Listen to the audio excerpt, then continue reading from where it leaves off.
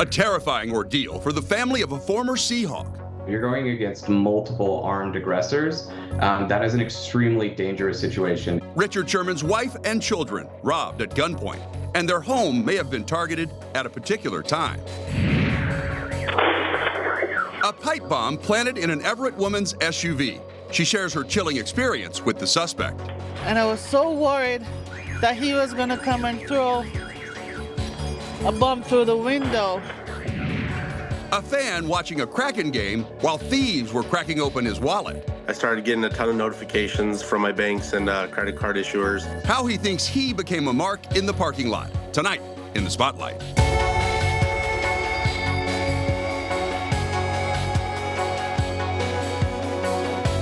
The Spotlight brought to you by Beacon Plumbing. A home invasion robbery is caught on camera at the King County home of former Seattle Seahawk Richard Sherman. His family terrorized at gunpoint. Sherman posted video of the suspects on social media, asking for the public's help to identify the group who traumatized his wife and children. Good evening, I'm David Rose, and thank you for joining us for the Spotlight. I spoke with Sherman's wife on the phone, and she told me she is angry about what her kids had to go through that night. The Spotlight's Jennifer Dowling spoke with a security expert who thinks the timing of this crime was no coincidence. It's a horrible and scary situation. This security video posted by Richard Sherman's X account shows armed robbers streaming out of his home after threatening his wife and kids. Nobody deserves to go through that. Richard praised his wife on social media, writing, "House being robbed at gunpoint with my family in it isn't what anyone wants for a birthday gift. Scary situation that my wife handled masterfully and kept my kids safe." Security consultant Max Anderson says she did the right thing. But from what I've seen, I would honestly say that they did everything right. They didn't put up a fight. They complied. You're going against multiple armed aggressors. That is an extremely dangerous situation. Sherman says police told him that the suspects raided 5 other homes that night. It's very likely that, the Sherman family lives in a nice neighborhood and that there was a group that went and burglarized or robbed multiple homes in that same community. However, Anderson says investigators will still have to work to determine if it was an opportunistic attack or if Sherman's home was specifically targeted. But I also have been in this world for a long time, and I don't believe in coincidences. He says the timing is hard to ignore. It was Richard's birthday, and what we often see particularly when athletes are being targeted, is criminals will hit their home when they know or they have a high degree of confidence that the home is unoccupied. His best advice to stay safe: use both physical and digital security services, which remove your address from online sites. Nobody wants to be burglarized or robbed, particularly in your home. That's your sanctuary. For the Spotlight, I'm Jennifer Dowling. The suspects are described as men in their 20s. They appear to be very athletic. King County major crimes detectives are investigating the case. If you can identify any of the suspects, please submit an anonymous tip to Crime Stoppers of Puget Sound. Crime Stoppers is offering a cash reward of up to $1,000 for information that leads to an arrest in the case. You can also call 1-800-222-TIPS or text the info through the P3 Tips app. I'm still a little shaken that my privacy was violated, and I don't feel safe going anywhere. I'm leaving my vehicle in a parking lot at a store. Tonight, that Port Orchard man says he'd like to see license plate readers added to each of the entrances to the Tacoma Mall parking lot after a thief broke into his truck in the middle of the afternoon. This is video taken by a witness showing the suspect stealing electronics out of Jesse Bradley's Ford F-150. You can get a better look at the thief in these still shots. Tacoma police are asking for your help to identify him. He's got brownish reddish hair. Bradley says the break-in happened while he was on his way home from Oregon. He stopped at Dick's Sporting Goods for 10 minutes to buy a soccer net for his grandkids. When he came out, his driver's side window in his truck was smashed and glass was all over the ground. When I pulled into the parking lot, there was an empty space on the driver's side. And if you look in the video, the person had pulled his car right next to my truck, got out, and was just offloading my truck directly into his car. What's the total value of the stuff that he stole? Actually, I had to work on that all morning. Off the top of my head, I'd say about $13,000. Bradley says his truck had a Pelican toolbox and electronic equipment that he uses for work, along with his iPad, iPhone, and a Swiss laptop bag and laptop. He did have it all covered up with his jacket, but now he can't work for a week while he waits for replacements to be shipped by his company. If you have a truck, don't leave anything inside the truck. If you have a car, leave it in the trunk, because I think they probably walked by my truck, saw something that might be valuable, and decided to break into it. If they don't see anything inside your car, they're not going to break into it. So that was partly my mistake by having an item that, it might be valuable if they take it. So here is one more look at the suspect. There were no surveillance cameras at the mall that were able to capture the suspect's license plate as he drove away, and we have no description of his vehicle. If you know this suspect's name, though, please call Tacoma Police. A Lake Forest Park man is out thousands of dollars after police say thieves stole his credit cards and then bought pricey electronics in South King County. As the Spotlight's Nia Wong reports, the trouble first started at Climate Pledge Arena, while the victim and his 4-year-old son were enjoying a Kraken game. As the Seattle Kraken were defending their territory against the Winnipeg Jets. It feels really weird now. Andre Golubovich says he experienced an unexpected game time interruption. I started getting a ton of notifications from my banks and credit card issuers saying, hey, are you making these charges? I start responding, no, no, no. The Lake Forest Park father says he dealt with as many as 10 messages in the middle of the hockey game, alerting him about fraudulent purchases that police believe were triggered by these men. Someone will break into a car or steal someone's credit cards, and they immediately go to a store and they start just racking up charges as fast as they can. Megan Black with the Renton Police Department says that's what happened to Golubovich on March 16th. After the break-in, she believes it only took between 30 minutes to an hour before these suspects were caught on surveillance cameras at a Fred Meyer in downtown Renton. There was an Xbox, a PlayStation, a sound system, and then we also think some gift cards. Police estimate the purchases to be around $4,500. I didn't think that it was going to just be regular people that like you pass by on the streets and stores every single day. You know what I mean? It was kind of shocking to me. When Golubovich returned to his vehicle parked in a lot outside Climate Pledge Arena. They broke in on the side of my truck where my kid's car seat was. While Golubovich says he hid his wallet, he believes the suspects were watching him before the game. I put my wallet into the center console because I don't want to lose it at the game. And it feels like maybe they were in the parking lot when I was parking my truck. And then they maybe targeted it or something. Weeks later, Golubovich is still dealing with the fallout. I have multiple businesses and they got into my debit cards and stuff. And so I just signed some papers today also for a bank to say that it wasn't my charges. Megan Black says you don't want to leave anything of value inside your car, but if you do, hide them before you get to your location. It feels like it's our property and it's locked up and we should be okay, but we know it takes seconds for someone to smash that window, grab something, and go. In the meantime, anyone with more information that can help identify these theft suspects should contact the Renton Police Department. For the Spotlight, I'm Nia Wong. Tonight, an update on a suspect we've been covering since January. 18-year-old Madden McGraw is in jail in King County accused of attacking and robbing elderly women. Now, Bellevue police have linked him to a murder suspect in Pierce County after surveillance video showed the two of them breaking into a homeowner's truck to steal his rifle.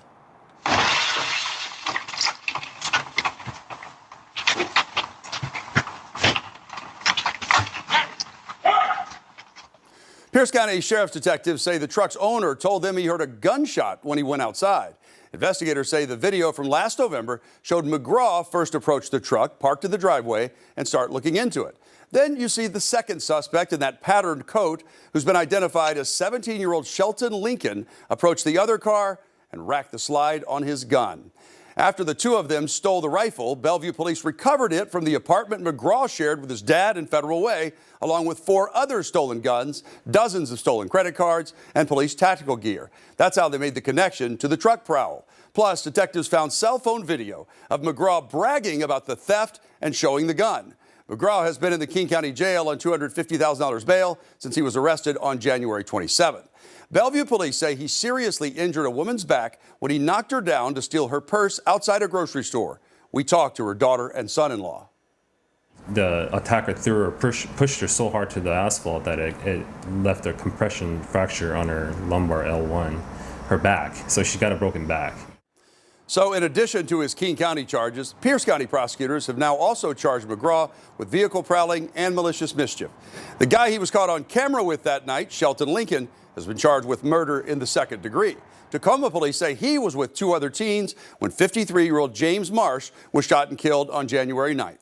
Officers found Marsh in the 4800 block of North 18th Street on the ground next to his Land Rover in his driveway. He had multiple gunshot wounds. Detectives believe Marsh was killed after he interrupted 2 of the 3 teens breaking into his vehicle. Lincoln has been charged as an adult and is being held on $1 million bail. The Pierce County Sheriff's Office is hoping for tips to solve a home burglary. Detectives say back on January 17th, these suspects followed a woman into her gym and then flattened her tires. They went to the woman's home and stole about $200,000 worth of items. They were driving a white Volkswagen Tiguan that had paint peeling over the passenger side windshield and damage to the front passenger side quarter panel. If you recognize these suspects or have any information, please submit an anonymous tip to Crime Stoppers. Seattle police detectives are asking for witnesses who may have seen officers shoot and kill a man in the parking lot of the Southwest Precinct. It happened on March 21st. The suspect pulled into a parking lot at a nearby Home Depot, then climbed a fence to get into the police parking lot. Officers say he had a knife and started coming at them. It was all captured on police body camera. There's no need to come back over here. Put the knife away! Hey, go ahead, put the knife away. Put the knife away! Come on, man. We don't want to hurt you. Hey, stay down on the ground, please. Go ahead, put the knife down. Go ahead. Drop the knife. Hit him with the 40. Seconds later, the suspect was shot. The officers tried to save his life, but he did not survive. If you saw or heard anything leading up to the shooting, call the Force Investigation Team at the number on your screen, 206-684-9292. A community leader from Everett who was working to reform the criminal justice system is now in federal custody. Last month on the Spotlight, we told you about the arrest of Percy Levy. He was taken into custody by the Snohomish Regional Drug Task Force after a 16-month-long undercover drug operation. That arrest came just hours after he testified before state lawmakers in Olympia on a bill regarding the Department of Corrections. Levy served as a community outreach specialist for the nonprofit Washington Defender Association. He was also treasurer on the board of the Black Lives Matter Seattle King County chapter. He spent 17 years in prison for a home invasion robbery before then-Governor Jay Inslee granted him clemency in 2020. When he was arrested last month, detectives say he was in possession of enough fentanyl to kill more than 270,000 people. His bail was set at $1.5 million. Well, after Levy managed to bail out of jail 3 days later, the Snohomish Regional Drug Task Force and U.S. Marshals arrested him on a federal charge and booked him into federal detention. Now, we also learned of another arrest in that same undercover drug operation. This is Eugene Smith. He's also a felon who had his sentence commuted by Governor Inslee. He was released from prison in 2021. When former Governor Inslee commuted his sentence for robbery and assault with a deadly weapon enhancement, he made sure that he remained on Department of Corrections supervision for 4 more years. That ended in 2024. He started serving his sentence in 1995. Now he's facing 3 new drug dealing charges after he was arrested by the Snohomish Regional Drug Task Force. He's currently being held without bail on a federal hold in the Snohomish County Jail. A violent carjacking in Burien led to a chase that ended on a golf course. The victim was at an Arco gas station on March 22nd when he was pistol whipped and dragged as his car was stolen. Dash and body cam video shows how King County Sheriff's deputies captured 2 suspects, both just 14 years old. It's a hot pursuit for a stolen car, spotted by a SeaTac deputy. Before long, that car was smashed up and surrounded as the carjacking suspects slipped through a window.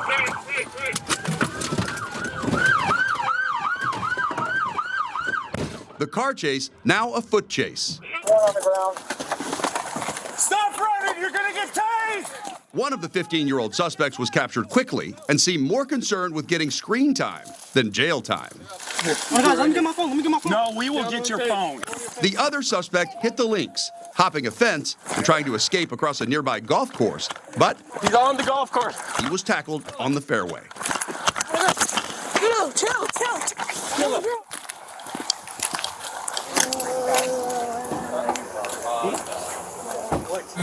What have you been arrested for? Oh, I haven't. I don't know. I thought you said you had been. Yeah, I have been. Yeah, he said he has been arrested before. Again, these are only 14-year-old boys, both now charged with first-degree robbery. Police say there was a 25-year-old woman in that stolen car who didn't run away. She was also arrested and charged with robbery. Police chases can be dangerous and controversial. A recent pursuit in West Seattle ended with 2 shooting suspects crashing into a building.